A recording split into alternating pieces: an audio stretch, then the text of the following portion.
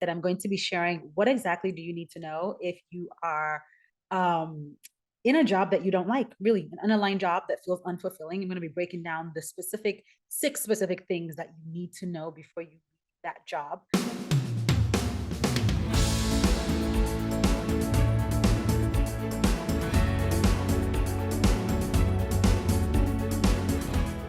Okay, so like I said, today I'm going to be sharing exactly what you need to know before you leave your toxic job. So I have six specific things that I want to break down. And before we even start, I think it's important to recognize, what do I mean when I say toxic job? Because it can look different, right? If we look in the research, there are actually some very specific criteria or parameter for a workplace to be considered toxic. Things like feeling isolated, feeling othered, feeling unvalued, feeling disrespected, feeling unseen, having terrible management. Those are all things that have been shown to make a workplace feel toxic. And sometimes it might even just be that the environment isn't toxic, but the work is unfulfilling, meaning that it's unaligned, right? So when you are doing work that is not aligned with who you are, you wake up daily feeling really crappy, feeling like you're not enjoying what you're doing, like you're not living on purpose, like you're not making a difference in the world. And over time, that can really start to eat at your confidence, eat at your self esteem. It can really cause you to start doubting yourself and the value that you have to add to the world. And what I've seen happen is sometimes when you reach a breaking point, maybe it might be the first time you realize it, or maybe you've been unhappy for years. And one day you wake up and you just realize, you know what? I can't do this anymore. I'm unhappy and I don't want to be unhappy. What usually happens is then you just start job searching. This is what I've seen happen with most women is you're trying to leave your job from a place of desperation. You're so unhappy that you just start job searching because you're trying to find a way out. And when you do that, what can happen is you get into a new job and you find out that you hate it just as much as the job you're doing now, right? When you leave without pausing to really analyze the move you're about to make and if it's the right move, it can cause you to end up in these cycles of jobs that are unfulfilling, that are unaligned, that make you feel miserable. And so today I want to break down the specific things that you actually need to know before you leave a job that either feels toxic or unaligned. And so I have six things that I'm going to share with you all. If you're not taking notes, get somewhere where you can take notes, pull out a notepad. If you're listening to the replay on the podcast, maybe take some notes on your phone. But I think that these are going to be some things that you're going to definitely want to take note of and remember. So let's go ahead and jump right in. The very first thing that you need to know before you leave that toxic or unaligned job are your limiting beliefs. What are the beliefs you have about yourself, about the world of work, about what's possible for you at work that are not serving you to reach your goals? What do you believe about your skill set, about what's possible for work, about different industries? What do you believe? And how are those beliefs either keeping you or propelling you towards your career goals? So when we think about belief systems, these are pretty much stories that we develop over time. Okay. Our belief systems develop based on things like our life experiences, based on messages people have told us, based on our thought patterns. And over time, we just start to take these things that we've heard, either directly or indirectly, and we start to accept them as foundational truths. We start to accept them often as fact without evidence to say that they are actually fact, right? Like without any proof that this is actually a fact. We start to just assume that these belief systems are true. And we often don't pause to check and ask ourselves, what exactly do I believe? And is that belief getting me closer to or away from my career goals? Because oftentimes what we don't realize is that our beliefs actually drive all the actions that we take in our lives, period, not just your career. What you believe, your thought process, drives the emotions that you feel, and those emotions then drive the actions that you take. So let me make this concrete. If you are someone who has told yourself over and over that you can't get a specific promotion or a specific type of job, every time you think about that job, you are likely to feel trepidation. You're likely to feel lack of confidence. You're likely to feel maybe even a high level of anxiety about that role because the story you're telling yourself is, this is not for me. And so then when you feel all these emotions, what tends to happen is then they keep you from making the move. They keep you from applying for the promotion. They keep you from asking your manager what you need to do to get the promotion. They keep you from pretty much taking the action that you need to take to make that thing a reality. Our beliefs are super powerful. Our beliefs drive pretty much everything that we do. And so when you are in a job that is unaligned, before you make a move, it's important that you ask yourself, do I have beliefs that are limiting? Meaning beliefs that might be keeping me from reaching fulfillment in my career. I think of clients I've worked with in the past, and some things that kept them from seeking help ahead of time was beliefs like, I don't have the skills to do anything anywhere else. I don't have the ability to do anything else because all I've done is this job for years. I'm going to make less money if I go do something else. I'm going to have to get another degree to go do something else. Or I'm just going to wait for it to be the right time. I don't think now is the right time for me to make this move. These are usually, I've heard all of these at some point or the other. And more often than not, they have been beliefs that had not been backed with any kind of fact or evidence. They're just stories that you've told yourself that at some point you accepted as the truth, and they started driving your actions. They kept you in that job for too long. Or if we think about if you're at that position where you're trying to move, they will cause you to then only look for roles that maybe are similar to what you're doing, meaning you have a high chance of ending up unhappy in that role that you're doing again. So it's important that you first ask yourself, what do I believe about what's possible for me in the world of work? And are those beliefs getting me closer to or further away from my goals? Because when a belief keeps you from your goals, then it's a limiting belief. It is limiting you from reaching what you desire for yourself and your career. Beliefs that propel us towards our goals are liberating beliefs. And I'm spending a little more time on this point because the research is clear, okay? Your body, your brain, your organs, everything that is you knows what you think. Our bodies are listening to what we tell ourselves. Your brain is listening to what you tell yourself. Our brain hates cognitive dissonance. So cognitive dissonance is when the things you think and the things you do are not in sync. They're out of alignment. Your brain hates that. So if you're telling yourself certain things like, this is the only type of job I can ever do, or there's no other job out there for me that's going to be better than this one, or I'm never going to make more money doing something else, your brain is going to be like, I bet, let's just stay here because nothing else is possible for us. Right? Like your brain is going to accept that as fact, as truth. And so it's important that you first and foremost check yourself, ask yourself, what do I believe is available to me? What do I believe is possible for me? What do I believe I am capable of as it relates to my career? You absolutely must get clear about any limiting beliefs that you have before you try to leave that job so that you can take action to ameliorate those beliefs, right? To change those beliefs to liberating beliefs. So that's the first thing you need to know before you leave an unaligned job. The second thing you need to know before you leave an unaligned job is what you don't like now. As you think about that job you're in right now, what don't you like about your job? Is it the manager? Is it the relationships? Is it your actual work tasks daily? Is it the compensation? Is it the commute? What don't you like about your job? Because like I said at the beginning, what often happens is we just wake up and we're like, oh, you know what? I don't like this job. I'm going to go on LinkedIn. I'm going to start scrolling to find a different job. And then we find a different job. We get in that job. 3 months in, 3 weeks in, we're like, I don't like this job either. Like, I don't want to be here. I hate this job. And what happened was, because you didn't stop to ask yourself what exactly you don't like about what you're doing, you increase the chances of you ending up in a job that was similar to what you're doing right now that you don't like.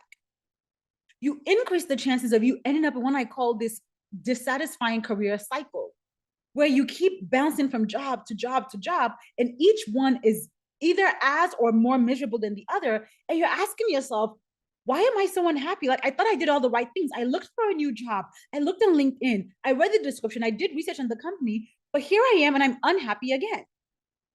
And it's because you didn't really stop to ask yourself the specifics of what it is that is making you unhappy about your job now. And the reason why it's so important to understand those specifics is that it helps you better audit a company before you go into that new role. But it helps you check and ask yourself, okay, what is this role that I'm going into? Is if, for example, if you know that what you don't like right now is your manager, when you're interviewing in a new role, you can ask them about management styles. If you know that what you don't like right now are the work tasks, you can clarify, okay, what work tasks do I actually want to be doing? And when you read the job description or when you go in an interview, you can get clarity about the work tasks you will actually be engaging in to make sure they don't catfish you. Because companies be catfishing people out here. And so it's important that you ask yourself, what don't I like about my job now? Is it the whole company? as a whole, right? Is it the company, the environment, the culture? Is it the specific job? Is it the department? Is it the manager? Is it my colleagues, maybe? Is it the pace of the work? Maybe the job is like just too fast for how you like to move in the world. You have to get clarity about that before you leave and go somewhere else so you know how to identify what to avoid and what to look for. The third thing that you need to know before you leave your unaligned job are your non-negotiable values. You absolutely have to clarify your non-negotiable values. So first of all, your values as a whole, your values are, think of them as your core beliefs in life, right? These are the truths that drive you, the things that are important to you, your compass in life. They guide your decision making. They guide how you feel in different situations and different environments.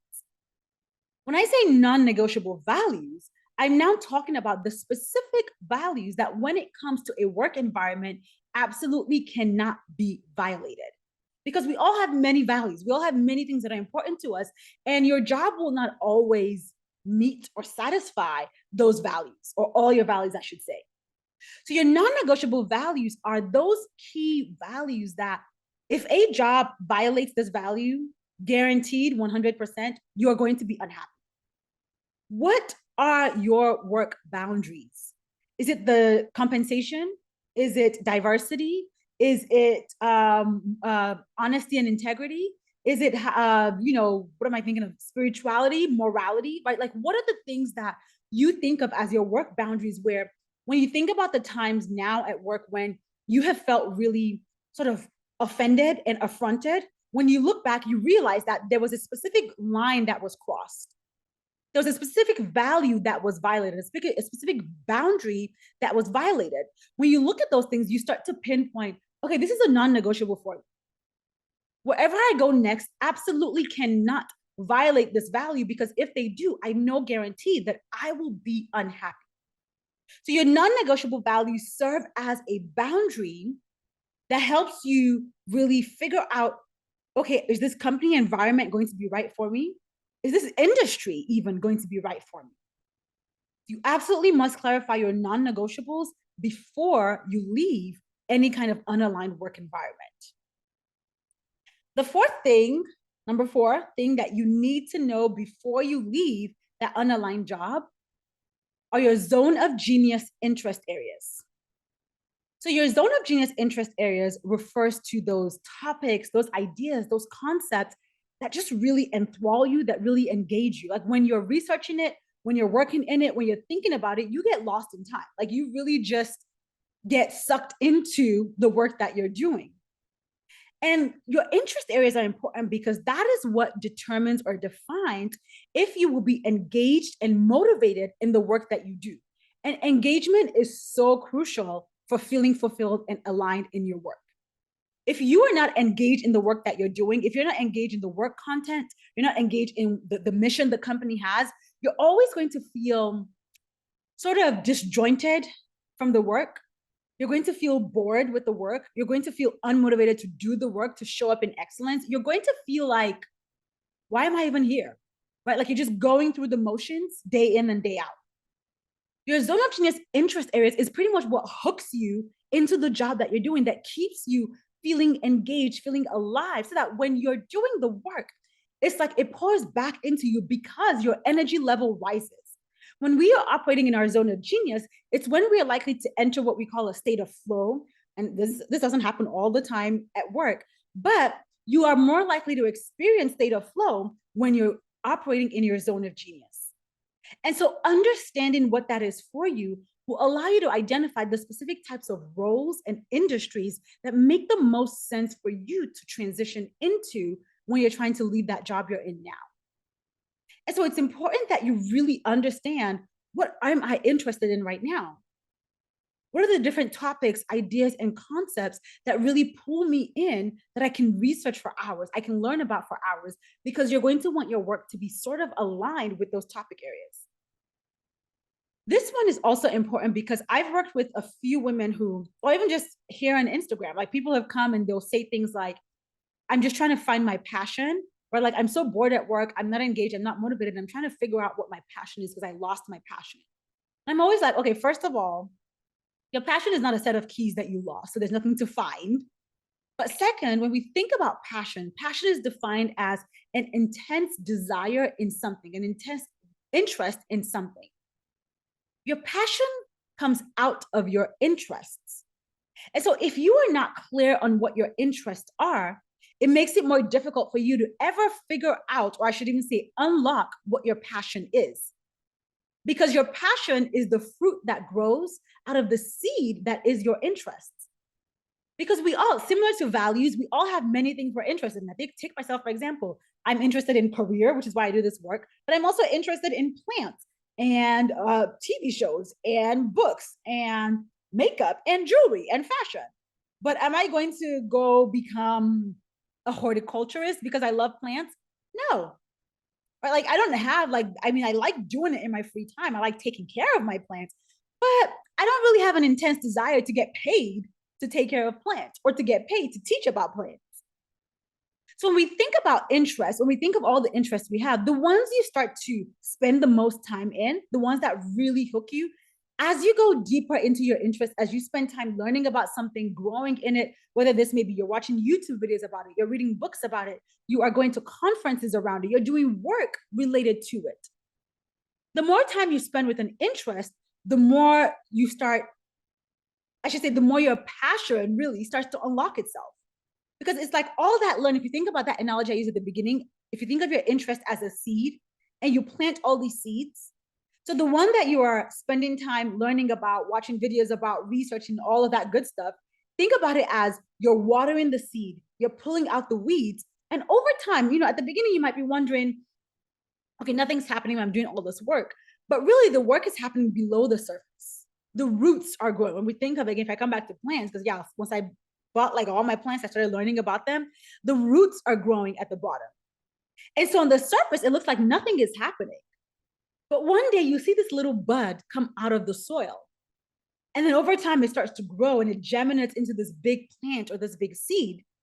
The weeds, the roots that were growing at the bottom, that is what I think of as you're solidifying the base of your passion.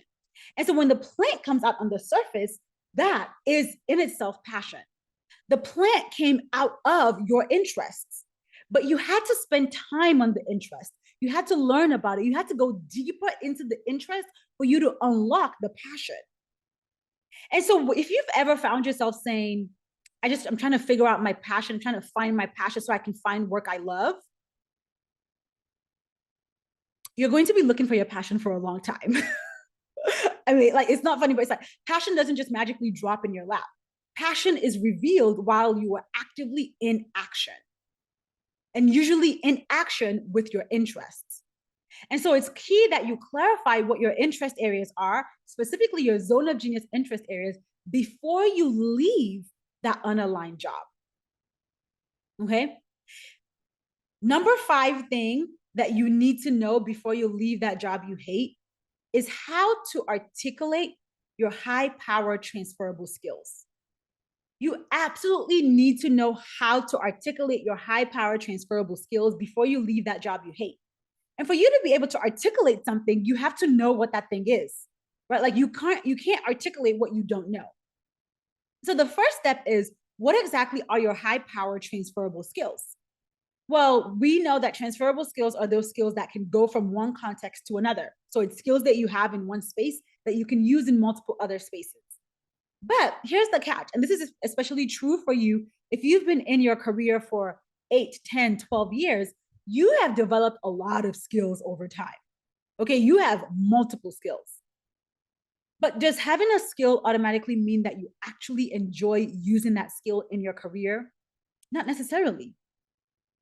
A lot of times, by nature of us doing something over time, we just naturally become good at something.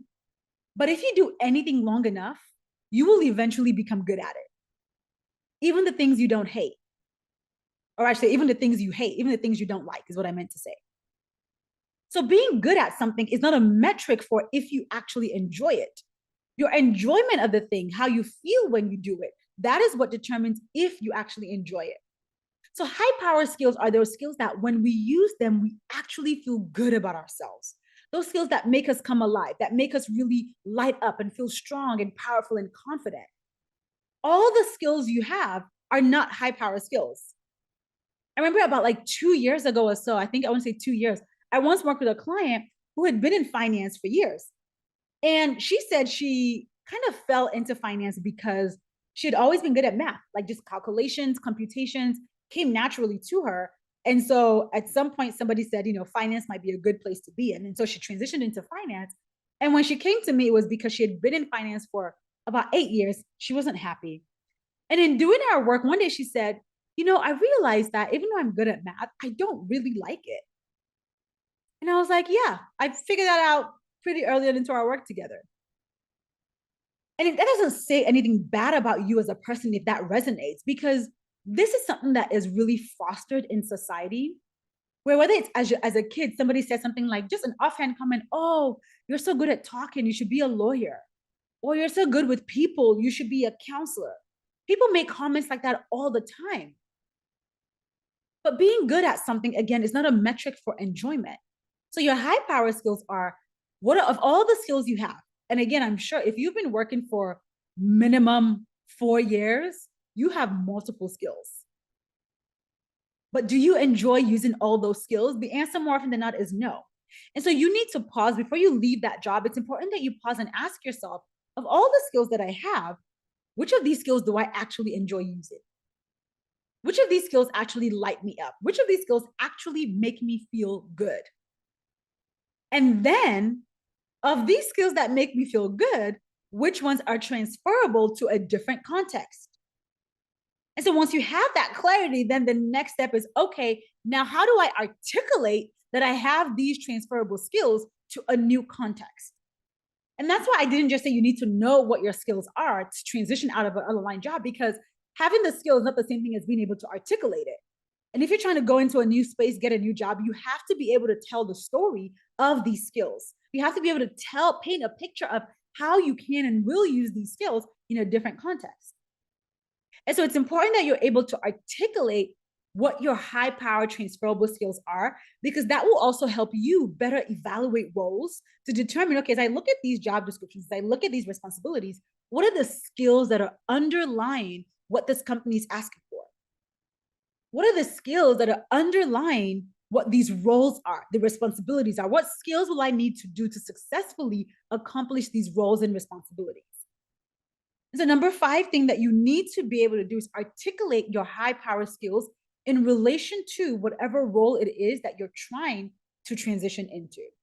How does one deal with families or parents who do not let their kids choose a career of their own choice and are very, very rigid about it? I mean, two things could be happening. Like, are you the child whose parents are not letting you choose a career, or are you an adult working with a child whose parents are not letting them choose a career? Those things will kind of influence the answer to that question, but also this is way more contextual than this topic in terms of just cultural. Like, if you think of different people's culture, in some cultures, the parents determine what the child does. Is that ideal? No. But values are also culture driven. And so I can't make judgment on people's cultural values. And so I like that question. I would love to talk more about it, but I would say it's beyond, the scope of this live. We can chat more in my DMs. Okay, so I see you say you're the counselor. Yeah, and so if you're the counselor, the first step is really understanding what the child wants to do, and then understanding what the parents want the child to do. So this is I'm giving a very short version of what will happen here. And then you looking and seeing, is there a middle ground between the child's desires and the parents' desires?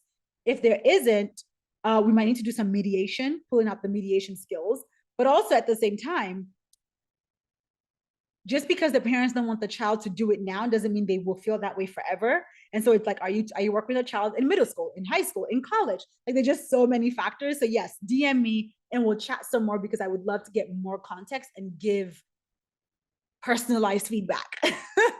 So yes, I'll look out for your message. Okay, so let's talk about the last thing you need to know before you leave that unaligned and unfulfilling job. What is number 6 thing that you need to know? The last thing you need to know is, what exactly is your transition plan?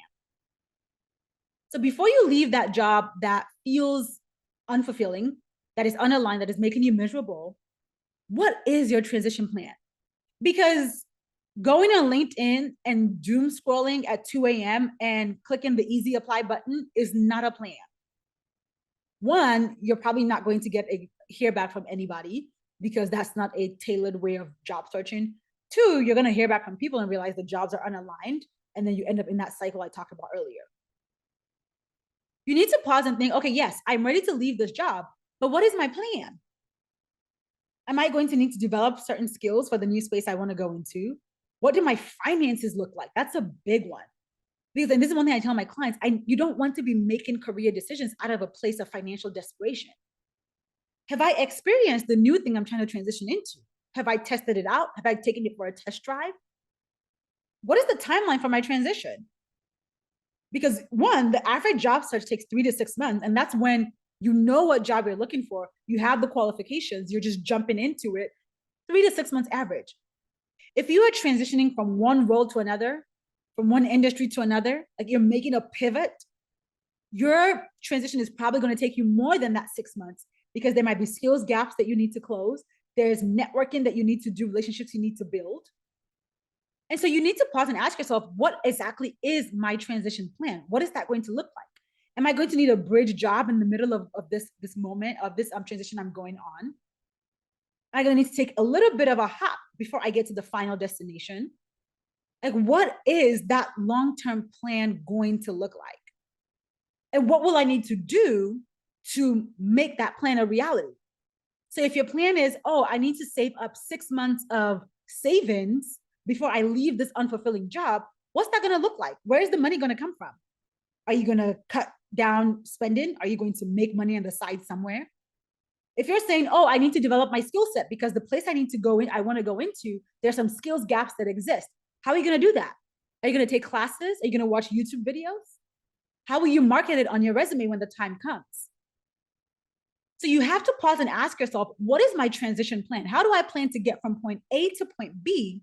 And what are the steps that are in between, right? It's not just getting from point A to point B, but what do I need to do in each of those steps to get me to point B? Write it out, put time frames next to it, put deadlines next to it so that you can follow it step by step and reduce the decision fatigue that can often occur when you're trying to transition careers. Like there's usually this decision fatigue of, is this the right job? Is this the right move? Should I say yes? Should I say no? If you have clear parameters for what you're looking for and you have a plan that you're following, each morning is just wake up, make a decision. Wake up, follow the plan. Wake up, follow the plan. You cut down significantly on the amount of fatigue you experience from having to overly think about this transition that you're trying to make. So those are the 6 things that you need to know before you leave your unaligned job. And like I said earlier, I want to reiterate, like, why exactly are these 6 things important? One, they help you audit companies better.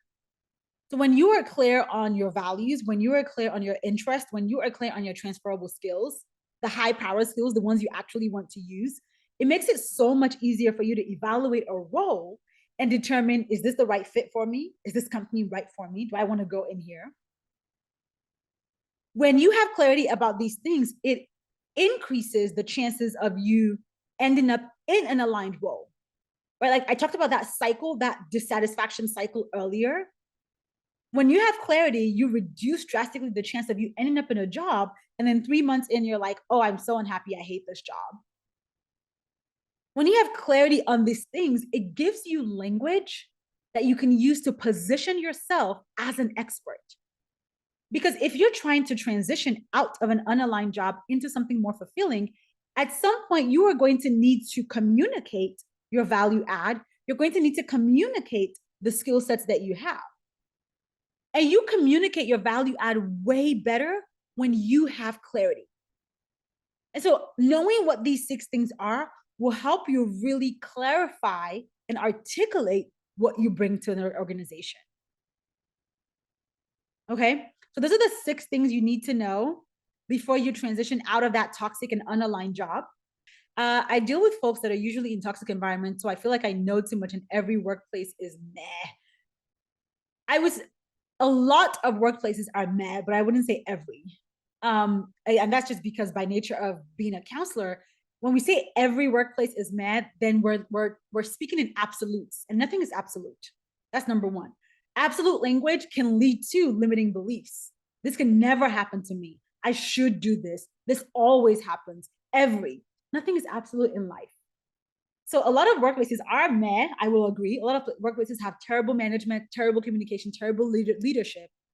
And at the same time, sometimes it's not that the workplace is trash, it's that the workplace is not aligned for you. And so it feels like trash. Because even something as basic as the pace of work in the environment that you're in will impact how satisfied you are. And sometimes we don't stop to check our work energy, the pace. Like some workplaces are really go, go, go, calling you 24/7. We're always moving. But if that's not how you like to operate, if that's not your energy level, being in that workplace is going to make it feel really trash because it's unaligned. And that's why clarity is so important, because you really need to understand who you are, how you work, what is important to you, so that you can find a space that is aligned, because that significantly increases the chances of it not feeling like trash. So are there a lot of really terrible workplaces out there in the world right now? Absolutely, yes. But I wouldn't say every. Okay, so I don't see any other questions coming through. Thank y'all for being here live. It was great chatting with you. And as usual, if you ever have any questions, feel free to slide in my DMs or comment below on the replay. Send me an email. I'm always happy to chat. I'll catch y'all on the next live episode. Bye.